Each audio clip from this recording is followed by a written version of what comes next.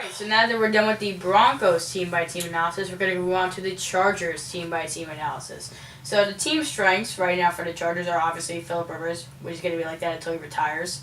Wide receiver position is definitely a strength with Travis Benjamin and Keenan Allen holding down the fort there. Malcolm Floyd's pretty good as well, yeah. Definitely. But I think he retired too. He did retire? Pretty sure. Oh, wow.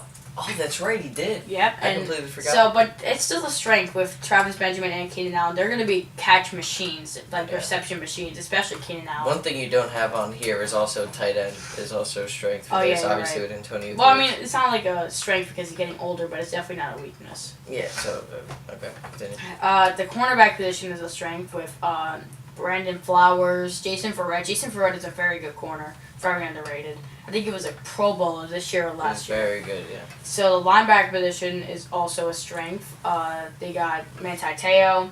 They got another guy. I can't remember his name for the life of me. Upshaw or not Upshaw. No, I'll look it up. You guys can keep talking. Melvin Ingram. Melvin Ingram. But I don't know if that's a strength. I'd say they're like relatively decent at it. I feel like it's definitely more of a weakness than a strength. Oh yeah, they also got Denzel Perryman. So I don't know. I think that it's definitely Manti Te'o is a very good linebacker in my opinion. So what do you guys think about the strengths? I think that that's. I mean, I don't know. I don't really agree with linebacker being a strength. I'd say it's not like it's not a dramatic weakness, but it's definitely not a strength. I also feel like in terms of their weaknesses, that their running back it's going to be very interesting to see what happens with Melvin Gordon in these upcoming years because they really felt like they were getting something with him, and I just don't know if they did. And that's why I put them as a weakness right now because Danny Wood has a very good scat back end in the backfield, but he's not a starting caliber running back. He's a very good receiving threat. Definitely. Melvin Gordon just, I don't know. He was saying that he didn't know. It might have been the O-line because that O-line was just hurt and terrible. Yeah, which is another weakness is obviously their offensive lineman, which if Laramie Tunsil falls to them somehow. There's no way. But if he does, I think I wouldn't be surprised. If the Titans it falls to him, could go anywhere, honestly. But if they fall, I think they gotta get him. If they fall to him, then yeah, definitely. But I don't see him going past the Titans at first.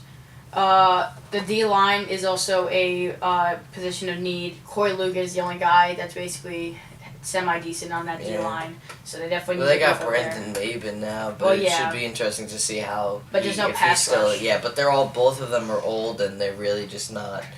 They're not performing like they used to, so their line is definitely a weakness. And I don't think we've said this in like 5 years, but safety is a position of need for the Chargers. Yeah, because now they lost Eric Weddle. With Eric Weddle gone, and also they lost Marcus Gilchrist last year, so it was actually a need before that. So the team needs are the O-line, D-line, and safety position. They don't have that much cap. They have just under $11 million. So I don't know if there's any room to work with there. Not really. Because they still got to save room for the draft, the players that they draft. Yeah, I mean the Broncos have $11 million, but they can get guys that don't need like that much money. The Chargers need big free agent pickups. So the O-line is definitely a position of need. It was terrible, and granted it was hurt. Like the O-line was. I'm pretty sure that one game they didn't even have a backup. He had to use like a tight end. I might be confusing now for another team, but they definitely could use upgrade at every position besides Joe Barksdale, a right tackle, was their one bright spot. Yeah. Ronnie Stanley is a good pick where they are at number 3. He could be a good left tackle for them. I've never heard him. What are they saying? He's he's the second best tackle. Worthy of going at number 3? Maybe. Yeah. He's a top 10 pick, but it doesn't matter about number 3. He's just a position of need for them. And if Laramie Tunsil falls to them, then yes, take him immediately. The D-line position could use some upgrades. There's a lot of good options out there still. Knighton's out there and Fairley, but the big one here is Greg Hardy. It's if the Chargers want to give him a chance and they want to get rid of his character issues, which I don't think they should, but it's just an option that they have. I don't think they can. Exactly. Yeah, they can't. Yeah. What do you guys think about that? I personally would stay away from Greg Hardy. He's nothing but issues but nothing but drama that you don't want on your team. Knighton's a pretty good run-stuffing defensive tackle. You're not going to get anything other than that from him. And Nick Fairley is a very good player. I'm surprised that I think it's because a lot of teams are out of cap space, and Nick Fairley is like above that for them. So I feel like they might not have the money that he's looking for, but I think eventually he's going to have to just join with the team for less than he's worth. For less than he's worth, and maybe try to work his way up by restructuring his deal.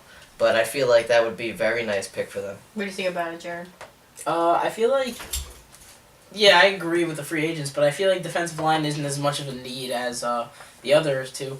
But I feel like definitely if someone is there in the second round, I mean, this draft is loaded with talent at defensive line. I feel like they should take someone second, mid to late rounds, actually. What do you instead feel? Instead of free agents. What do you feel about Joey Bosa for defensive line? Yeah, I don't know. At number 3. Depending on who else is there, I feel like they would go with Jalen Ramsey before him, and if Laramie Tunsil's there, I feel like they'd go with him. Position. Mm-hmm. Yeah. Or corner. I mean, it's not really a need, but best player. A lot of people have them getting a cornerback, which I thought was interesting because I feel like they're really good. They have obviously Barrett and Brandon Flowers, and they've been holding it down, which I'm curious as to why everybody has them getting like a cornerback almost like set in stone. Like almost everybody's. I think it's just because Jalen Ramsey is like one of the best cornerbacks we've seen from a prospect. And also, Jalen Ramsey could play the safety position. He's like a tweener. Okay. In that sense. Yeah, fair. I didn't know that. So, yeah, like we said, I think that, in my opinion, Jalen Ramsey should be the pick with the number 3 overall pick. Definitely, he's a great prospect. He can definitely fill in that position of need with Eric Weddle gone. If they need a O-lineman, then Ronnie Stanley, but I think that safety, you can't pass up on Jalen Ramsey. They got to try to find someone in the... So, long story short, to wrap it up, you got Laramie Tunsil, if he falls. You get him number 1. If that doesn't happen, then you get Jalen Ramsey. Or Ronnie Stanley. And then you get Jalen Ramsey, then Ronnie Stanley. So you're saying you would prefer Ramsey over Stanley. Yeah, definitely. And then who was the other guy? Joey Bosa. Oh, and Joey Bosa you say is like their last resort. But Joey they have the Bosa's third pick, so one. Well, yeah, but I'm saying is like their like you would think that like, I would in terms of narrowing it down. I think so. The order's going to be probably Tunsil, a quarterback, or Joey Bosa, and then Jalen Ramsey, I think, is the perfect fit for them. So, yeah, that wraps it up for the Chargers, and we're going to move on to the Chiefs.